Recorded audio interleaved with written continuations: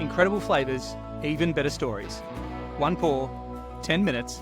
Aussie Bourbon Lovers, sharing bourbon with Australia.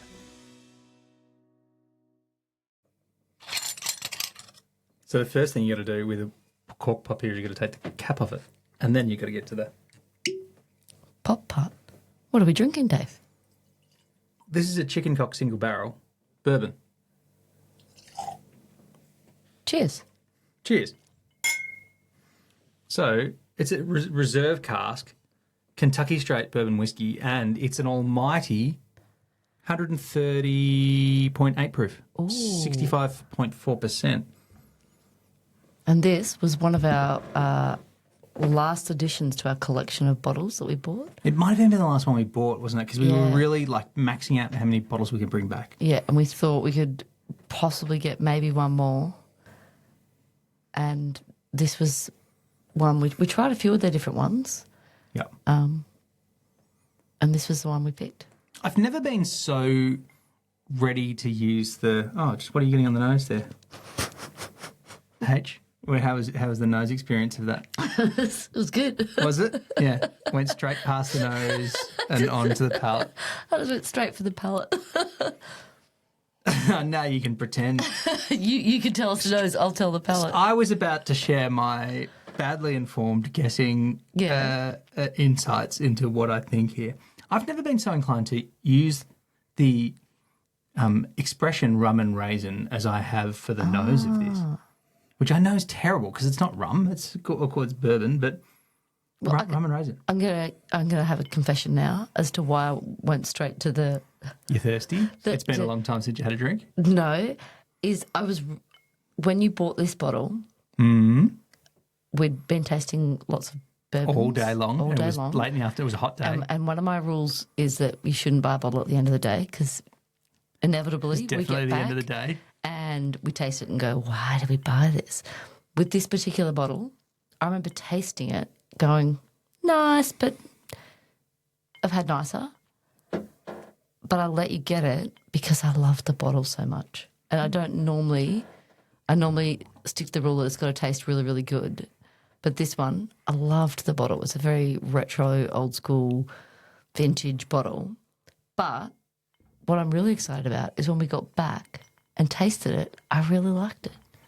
Yeah, well, I was very nervous. I was very nervous that it was the end of the day. We bought it because at the end of the day it tasted great after all those bourbons, and then it wasn't going to taste as good later. And it did. And it is really delicious. Well, congratulations to ye of little trust, the ye of little faith, whatever it is, when it comes to me being able to pick out good bottles, which I haven't done a good job of. Reputation.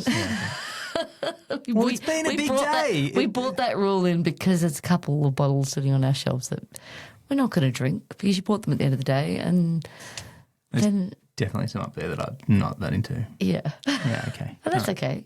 They were just different, and I'd had quite a lot to drink, and I was, all right, I'll take them. Lucky Cock, Chicken Cock had a great, like their staff that were there at the Bourbon Festival were great. They had hilarious props. But yeah, I said yes when you were like, I think we're pushing our bottle limit. Can we get another one?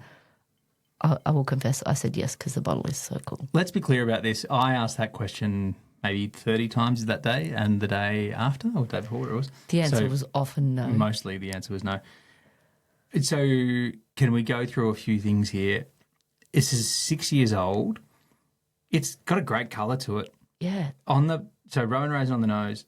That heat, so being at over 130 proof, so 65.4%. That's a really high proof bourbon. That's like coming out real hot. Like 65% alcohol. Here's an interesting one. Let's just do a little bit of nerdery. You can come off, or you can go into the barrel at 125 proof. Yep. That means that what it came into the barrel at, it's gone up since then, which is really common. Yep. So the percentage you put it into the barrel at, so the clear stuff, the white top, has increased in alcohol in the time that the barrel sat in the rickhouse over those 6 years. Yeah. Not crazy uncommon because the evaporation happens. Sometimes it can go down, sometimes it can go up. Yeah.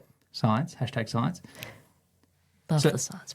But barrels that are this high proof are, interesting and unique. And you often are having a single barrel if you're drinking a bourbon. Well, you almost always drink a single barrel if you're drinking a bourbon that's high proof. Yeah. And so the heat, you do get a really interesting drinking experience. Loads of flavour, like incredible amount of flavour. Really rich. Like it's got sits at the back of your palate that really. Yeah. My tongue is, it feels a little bit like tingling in a really good way, like a really nice way. Like it coats the tongue and you kind of get like a sensation warmth, across. But it's not too much heat. It's like this, I don't know, it's like a hug. It is like a hug. Yeah. Yeah. And so it's a fun experience. And sometimes I heard someone recently talk about the fact that when bourbon was first, pre-Prohibition maybe even, that bourbon was kind of what cowboys drank when they came in off the prairies, the plains, I don't know. And you're supposed to put hairs on your chest kind of thing. It should make you feel tough. Yeah. Like that sensation. And so it should be rough around the edges. And I think it was the Maker's Mark guys maybe who said, no, why can't everyone who's not a cowboy who doesn't want to feel uncomfortable and like beaten around when they drink stuff, why can't they also enjoy it? And I'm not saying this is beating me around, but there is like a sensation of the heat being part of the drinking experience that I like here. Yeah, this is like, but it's also smooth and rich. It's like it doesn't. Sometimes when you have something with a lot of heat or high proof, sometimes there's like a bit of a kick in the face, and it's like whoa. Whereas this doesn't have that. It has that deep, rich. What I'd say like a big hug in your mouth. And I'm not someone who likes to eat a lot of chili or anything. Sometimes when I do eat hot food, when you have something that's hot or that has like an experience like what I'm trying to describe, you kind of wipe out your palate and you can't really taste anything. But that's definitely not the experience here. No, because you're still getting like a, I don't know, caramelly. There's still flavours coming through, and it's not just like, oh, that's all heat and all alcohol. I feel like it's all kind of like a big part of the flavour experience. It's kind of like what you're getting all through your mouth is a big rich flavour. Yep. Yeah. It's really beautiful. Why is chicken cock interesting in the history of bourbon, H? Why? Well, it's been around for like a long time, but it survived Prohibition, and then like after World War II kind of faded out a bit. So I think that's true. I probably don't know enough about that bit, and you might know more about the history of this brand than I do, but it started 1837. James A. Miller leased a farm. I'm reading this straight off Wikipedia. I'm going to stop that. No. I was like, how do you know this? Yeah, I'm reading it. Sorry, cheating. But what is interesting about chicken cock is that it represents the fact that there was, as far as I understand it, and now he's making stuff. If I've got this wrong, this will be so embarrassing. You need to. Well, let's refer back to Wikipedia. I'm pretty sure that there's some really tight link between cockfighting and bourbon. Ah. And that until almost, not like recently, but that, because obviously they're like... I didn't even think it. Well, obviously they've called it chicken cock. Yeah, and there's another one called fighting cock, which is not it's a completely different brand. But this one's been around for a long time. Wikipedia says 1837. This one says established in 1856. So someone's getting, there's a thing here about, I don't know.